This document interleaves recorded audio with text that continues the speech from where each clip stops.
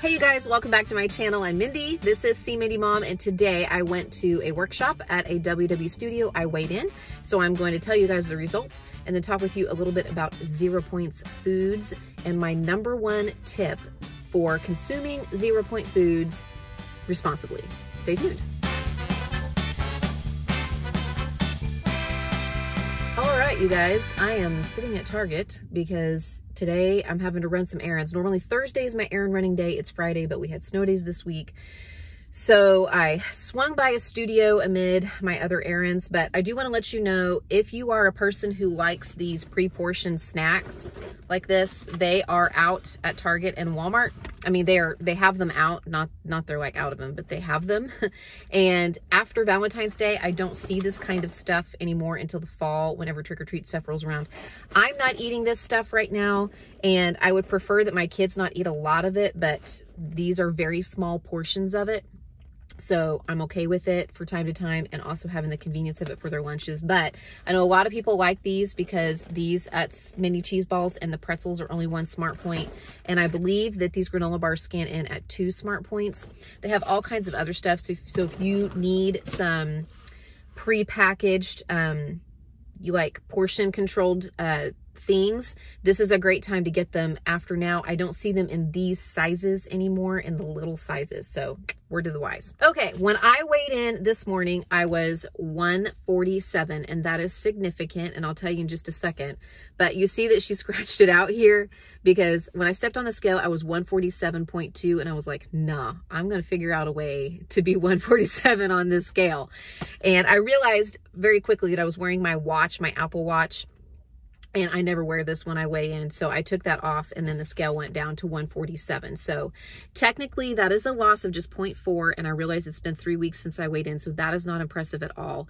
But I was on vacation for some of that time, and I was, I came clean on Instagram, and I don't know if I put this part in my YouTube community post that I posted the other day, but I was in the negatives this week in points. I was over in my points.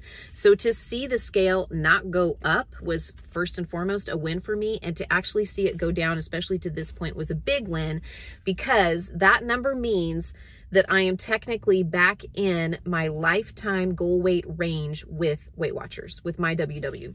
So my goal weight is 145, and to maintain lifetime at goal, I have to weigh in at least once a month at a studio, no more than 2 pounds over my goal weight. So I can't be over 147 and come to the meetings for free and get the free eTools voucher. One of the great things about these is that they are good for 8 weeks. So that's one of the reasons why I've been able to use the eTools, even though I technically haven't been at goal, is because I was weighing in at goal for so many months that I had some extras of these. Okay, sorry, not sorry. I earned them, so I used them. But I'm about to run out, so I really needed one of these. So I was excited to be at that 147. Now, I told you guys that no more vacations, no more holidays. I've really just been in maintenance mode the last couple of months, and especially trying to get to know the Purple plan, which they just enrolled. I think that's okay.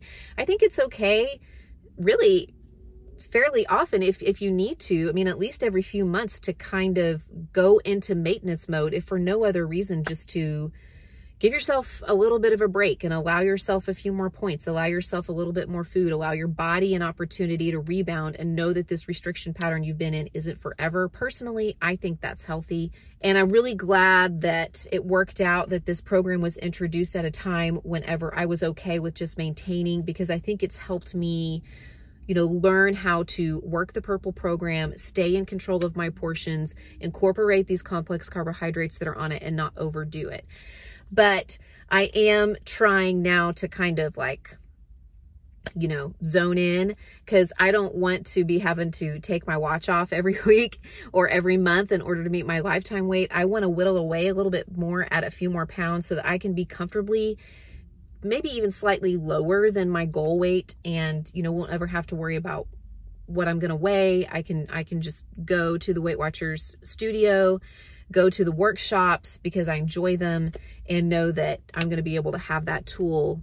Today's topic was 0 point foods, and this can be a tricky one, I think, now, because for the first time ever on MyWW, there were 3 different plans, and not everybody has the same 0 points foods list. You've got the least 0 point foods on the green plan, mainly just non-starchy vegetables and fruits, and you've got the most on the purple plan. And I am working the purple plan. So 0 point foods include almost all fruits and vegetables. I think everything except avocados, including potatoes and corn and peas, the starchy ones. It includes whole grains like whole wheat pasta, brown rice, plain oatmeal, plain air-popped popcorn, and it also includes the proteins that they added on the blue list, like chicken or turkey breast and non-fat plain Greek yogurt, eggs, beans, stuff like that. So I eat a lot of 0 point foods in my day because I have a pretty hefty list to choose from. I also have the least amount of daily smart points to spend, so I depend on those in order to build my meals. But here is my top number one tip when we're talking about 0 point foods. And I know a lot of people are scared to try the purple plan because of all of the 0 point foods. In my opinion, and it's just my opinion, there is a difference between consuming 0 point foods and consuming 0 point meals.